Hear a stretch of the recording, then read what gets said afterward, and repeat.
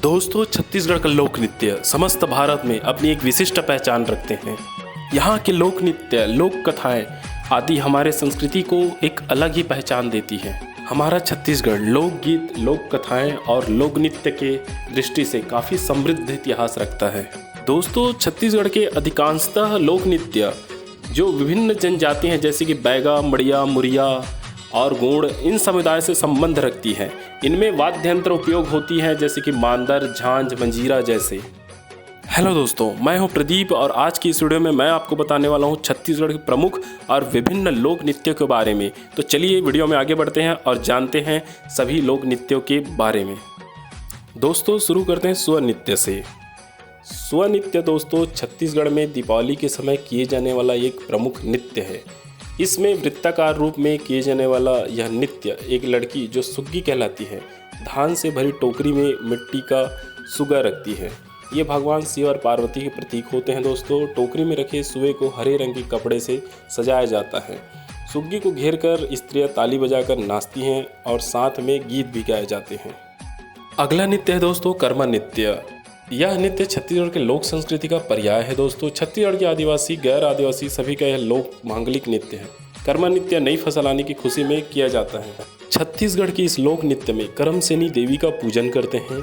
यह नृत्य बैगा, गोंड और भुंजिया जनजाति का प्रमुख नृत्य है। अगला नृत्य है राउत नाचा।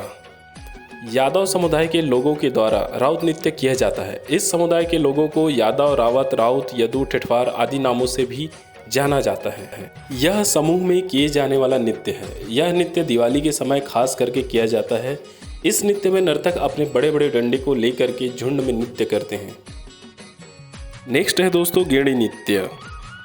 छत्तीसगढ़ के राज्य के सबसे प्रसिद्ध लोक नृत्यों में से एक छत्तीसगढ़ के बस्तर क्षेत्र में मड़िया गौड़ आदिवासी अपने नृत्यों के लिए बहुत जाने जाते हैं। उन्हें इन्हीं नृत्यों में से गेड़ी नृत्य भी एक प्रभावशाली नृत्य है जो नर्तकों के शरीर के संतुलन को दर्शाता है। यह नृत्य लकड़ी के डंडों के ऊपर शारीरिक संतुलन बनाए रखकर पथ संचालन के साथ किया जाता है। प्रायः गेड़ी नृत्य जून से अगस्त माह में होता है, खास करके हरेली त्योहार के समय। अब जानते हैं दोस्तों पंथी नृत्य के बारे में। पंथी नृत्य सतनाम पंथ का एक आध्यात्मिक और धार्मिक नृत्य होने के साथ साथ एक अनुष्ठान भी है। सामूहिक आराधना है। यह वाद्य स्वरूप में मनोरंजन एवं अंतः स्वरूप में आध्यात्मिक साधना है। छत्तीसगढ़ में सतनाम पंथ का प्रवर्तन गुरु घासीदास ने 1900 सदी में किया था। उन्होंने समकालीन समय में धर्म, कर्म और समाज में व्याप्त अंधविश्वास, पाखंड एवं कुरीतियों के विरुद्ध सदाचार और परस्पर भाईचारे के रूप में सतनाम पंथ का प्रवर्तन किया। नेक्स्ट है दोस्तों सैला नृत्य। यह पुरुषों का सर्वाधिक कलात्मक और समूह वाला नृत्य है। डंडा नृत्य में ताल का विशेष महत्व होता है। डंडों की मार से ताल उत्पन्न होता है। यही कारण है कि इस नृत्य को मैदानी भाग में डंडा नृत्य और पर्वतीय भाग में सैला नृत्य कहा जाता है। डंडा नृत्य करने वाले समूह में 46 से 50 या फिर 60 तक के सम संख्या में नर्तक होते हैं। ये नर्तक घुटने से ऊपर तक धोती, कुर्ता और जैकेट पहने होते हैं।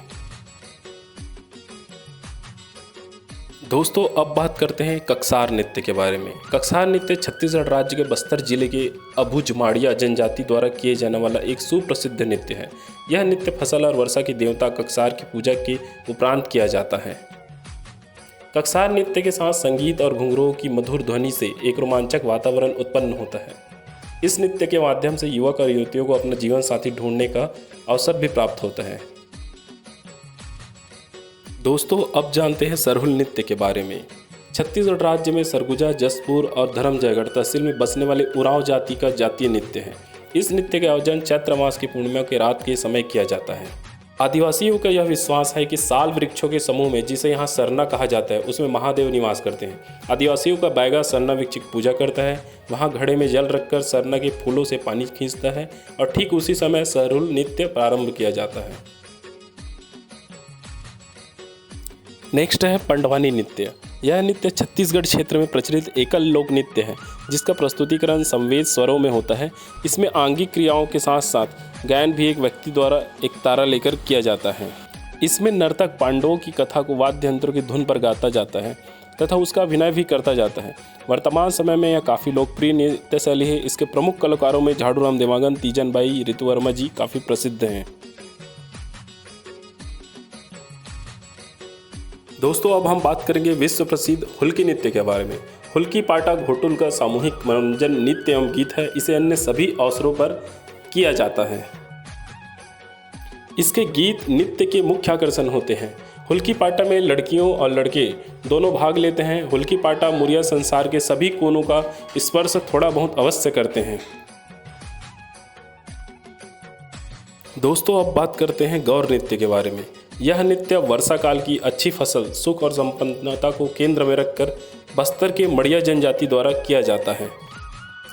बस्तर में मड़िया जनजाति जात्रा नाम से वार्षिक पर्व मनाती है। इस नृत्य के साथ मड़िया युवक गौर नामक जंगली पशु का सींग कड़ियों से सजाकर अपने सिर पर धारण करते हैं। इसी कारण इस नृत्य को गौर नृत्य कहा जाता है।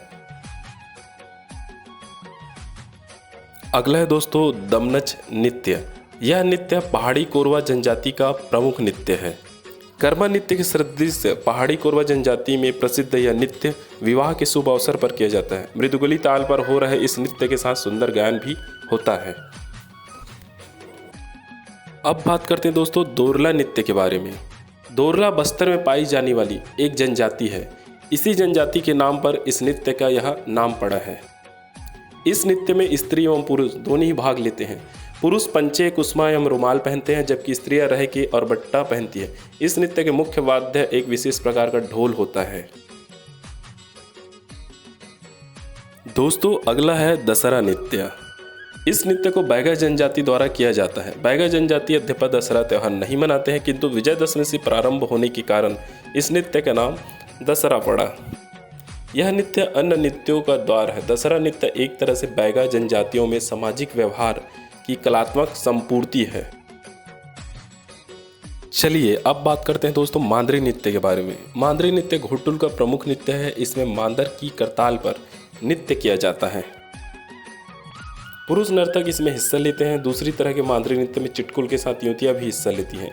इसमें कम से कम एक चक्कर मांदरी नृत्य अवश्य किया जाता है। दोस्तों, अंत में बात करते हैं बिल्मा नृत्य के बारे में। बिल्मा का अर्थ है मिलन स्थान अर्थात घुलना मिलना। यह गोंड और बैगा जनजाति का एक लोकप्रिय नृत्य है। इस नृत्य का आयोजन दशहरा के अवसर पर होता है। इसमें स्त्री एवं पुरुष दोनों ही भाग लेते हैं। एक गांव के युवक और युवतियां अलग अलग समूह बनाकर यह नृत्य प्रदर्शित करते हैं। दोस्तों, हमारे यह वीडियो आपको कैसा लगा जरूर बताएं। साथ में लाइक, शेयर और सब्सक्राइब करना ना भूलें। मिलते हैं नेक्स्ट वीडियो में। तब तक के लिए जय हिंद, जय छत्तीसगढ़।